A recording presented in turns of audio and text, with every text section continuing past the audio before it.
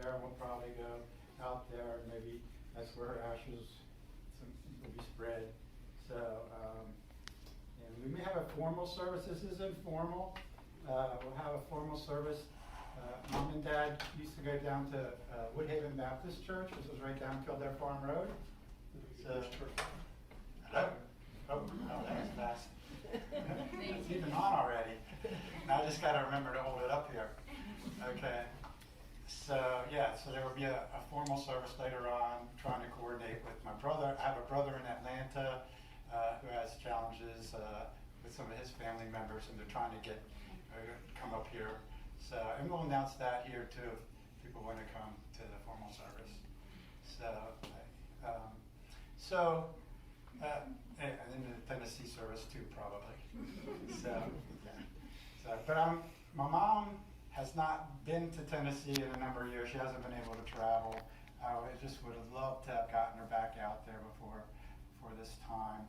So, but we'll get her out there. So, I don't know what pictures, maybe it's gone through all of them, but you might have seen my mom used to, when she was young, 11, I think it was her doing a split. She's the middle person in that picture. So she would do gymnastics, and my family can help me. Dance. What? Dance. Dance. Yep. Classes. So you can come up here with me. I can feel better. So Lisa's been in the family. How long? Okay. Shoot. You can ask me how long we've been You should married. know. We've been married since '85. Yeah. Whatever the calculation is for that. 38? Okay. And Jamie's my daughter, and she's over there filming me. She's a video. She does movies. She's making a movie here. No, okay. This is something a little unique. She painted a few murals for some public places, and that was one of them. So I kind of wanted to just point that out. And this was her garden where she lived before coming here. So Yeah. a lot of you know her as a painter, but she also had some other talents, which I'll let you tell about. Yeah. Okay. Once I get there. I kind of, since everybody knows Norma and Charlie, I kind of want to give how they met, and there's pictures. One of these pictures is my mom's prom picture, high school prom picture. She graduated from high school. She didn't go on beyond that. But while she was in high school, she had an instructor or teacher that taught a semester of fashion art. So that's kind of started. I think she probably was artistic before that, but she was taking the art classes, but she took fashion art, and she ended up getting a job in Tampa doing some fantastic fashion art. It's cut off. Yeah, she's in the middle. You can't see her split. Okay, I don't know why it's cutting off, but but when she was doing that kind of job when she was going in the weekends, I guess, going out to meet. There was an Air Force base nearby, so she would go out with her girlfriends to meet people, meet guys. Her girlfriends did, and one time they set up a blind date with Charlie Berger. Charlie Berger had been in the Korean War, I guess, and then he was stationed at MacDill Air Force Base in Florida. So they got set up on a blind date. So I guess it was maybe love at first sight, I don't know, because I found a note the other day. My mom filled out one of these books for her granddaughter, my daughter, and it was a comment. She said, he proposed 3 times. She was afraid he might not do it again, so she said yes on the 3rd time. So I don't know if he remembers that. So, yep. So they got married, and they stayed down there for a little while, and not very long. My dad was, I think he was maybe homesick. His mom and dad lived in Macungie, Pennsylvania, and so they went up to Pennsylvania, and my dad had getting out of the Air Force. He was looking for a career. He was picked drafting or architecture, so he went to college in Philadelphia, and graduated from there. While he was in Philadelphia, he worked as a postman some of us didn't know that about him till or we had forgotten about that, and then we were like, oh yeah, that's right. So, and then when he was there, my mom was working in a store and doing some fashion drawings and stuff, and ended up staying in Phoenixville, Pennsylvania for, I don't know, 50 years or something like that. My mom was 5 months or 6 months pregnant with me when they bought this house that I grew up in, and then when I moved away, and they stayed in the house until they moved down here. So quite a collection of stuff by the time they left too. So, yeah. So they retired down here. I was down here for 32 years, or no, well, we moved down here in 90. So we've been here a while. And then my sister was in California, Cindy, who is out in the back there. She was out in California for a long time. So yeah, their kids, my brother was in Florida, then Atlanta, and I was in North Carolina, and she was in California. One in New Jersey stayed pretty close, within an hour or so, right? So, and she's, yep, that's next to my dad, that's Patty. So, but she recently moved down to North Carolina. So first it was us, and then Cindy, and I don't know, we'll get Steve in here from Atlanta, but No. I think he should, because traffic's bad here, but nothing like Atlanta. So, yeah. So that's how everybody ended up here. Let's see. Oh, I skipped right past the honeymoon. I have to tell the honeymoon story because Mom always liked to tell this, and probably some of you have heard this. So my mom loved the South, and once she was up, and when my dad retired, she was like, "Okay, we're moving south. Maybe not to Florida, but he worked. He retired, but he still worked. He was doing zoning and planning, architecture. He was doing a whole bunch of stuff, and so he kept busy. And she just patiently waited till finally they moved down here. But he's a golfer, and he golfed till right before COVID. So I don't know if everybody knew that about him. So she got her alone time, and he would go out golfing since he was down here. Yeah. So, but the honeymoon was a road trip. At least he did this. They drove up to Tennessee so that she could see her family. That was great. And then they went up to Macungie so he could be there for first day of trout season. And there's photos of that. Somebody smiling and somebody maybe not so much. She had already learned to be a very patient wife. Yeah, right off the bat. So, let's see, covered all this. So my dad got a job with a construction company and pretty quickly was promoted to, or made president of the company. And he worked there for, I think I calculated 40 years. And my mom, once she started having us kids, then she worked on raising kids for 67 years. So, yeah. She was still working on it. Oh, she was. Yep. So. Now, this picture here, I don't know if my mom would have let me show that one, but it had a fold in it. I believe that, and it had a note to a guy. I assume it was Charlie. And, he got stationed other places, so, but I think she sent that to him and he kept that, because it had a fold in it. I think that was his keepsake. There's her arc. Besides the painting, I don't know if you mentioned quilts. She did quilting too. So, the mural she did, that one was at a church, obvious. It looked like a church picture, right? But she also did a mural at, it was YMCA, place for the homeless women, or women, women's shelter. So that's what she did in Phoenixville. Elementary school. Elementary school? She did elementary school too? Yeah, Yeah. mural in our cafeteria, all the way around the cafeteria walls. Oh, Yeah. wow. Yeah. So we don't have pictures of that, do we? We gotta look for that. I'm sure she took pictures. So, that's the church one. So, but she grew up as a Southern Baptist in Florida, and she married, Dad was Lutheran, his parents were both Lutheran, so she tried Lutheran for quite a while when she raised us, and then switched back to Baptist. So, yeah, once they got, even before they came down here. So there's a picture of her standing, that's my car, it's all dirty and everything, but she was a good sport. The car picture, she would ride in my car, but my mom had this thing about her hair, and it was always had to be pretty, and I would never be allowed to put the top down with her in the car. Now my dad, on the other hand, he'll sit in the car and I'll give him a hat and we'll ride around like crazy. So he'll tell me I drive too fast, but so yep. And the frog. Oh yeah, there's a couple vacation pictures on here. They traveled a lot. There's a couple. My dad was on a board, some bank organization. I forget what the name was. I'm following his footsteps.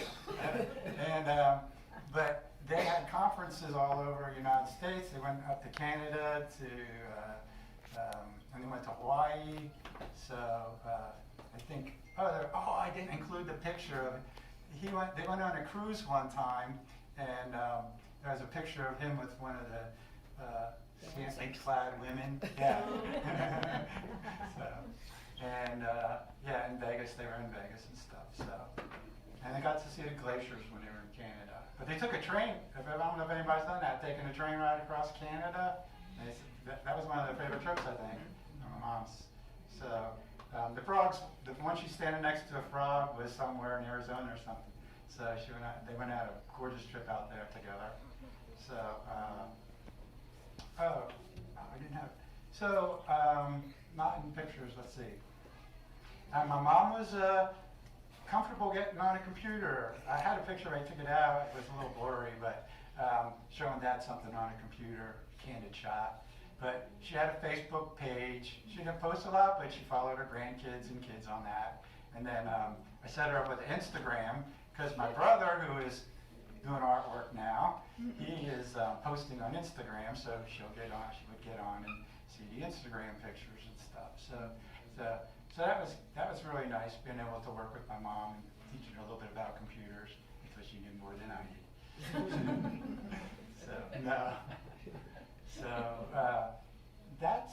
That's what I thought of before I got here. So there may be more I think of later. So yeah. So that's my Gwen. Did you? Everybody's shaking their head. It's so weird because I grew up out of high school. I was probably the quiet, the antisocial introvert, and now I'm the one that's made to speak. Good, Jules. I got on a couple boards of associations, and so I ended up learning to get up in front of people, but I only do casual stuff. I appreciate not everybody wearing black suits. It's okay if you did, but so it made me more comfortable. Thanks a lot. So, okay. You want to introduce yourself? Okay. Okay, my sister, Patty, next to my dad. That's my sister. This is one of her. And then you can do the rest. I'm Julianne. Norma is my grandmother. I thought there's a couple of things that I think of when I think of her. When I was little, we would always spend a week with her in the summertime, I think to give my mom a break. Yeah. And we would leave with all of our clothes labeled with our names on the tags, because she loved to label everything. And often get lost in the grocery store with her because she walked so fast. And I thought kids were supposed to be the fast ones, but it really turned out that grandma kind of superseded that notion. My grandmother would be quick to answer the phone when you called and would talk about everything. At least that's the relationship I think she had with a lot of her grandkids. And as a mother, I think maybe she didn't hug everyone all the time, but she made the clothes and she fed everyone, and she grew amazing tomatoes that would spoil my dinner whenever I'd visit her.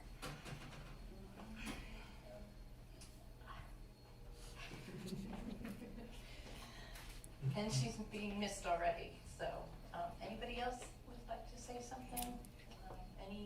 anyone here who knew her have any kind of favorite memories, or any other family members have something that you'd like to say? I'll get Stuart first, and then I'll get Paul. I just wanted to say it was a pleasure knowing Norma. Sometimes if I was sitting outside and she was going to a doctor's appointment, she would say, "Stuart, what book are you reading?" She said, "I used to read that book." So I really miss her a lot. Thank you so much. Well, those of us who have been here for several years remember when Norma was trying to finish pictures of all of her granddaughters and grandchildren, and we were all fascinated, and we wanted to see the last one that she got finished, and then working on the next one. I believe she did get to finish, didn't she? I think there's one or two great-grandchildren that she didn't get to do yet, but her son Stephen has been doing some portraits, and so maybe he'll do them instead. Anybody else?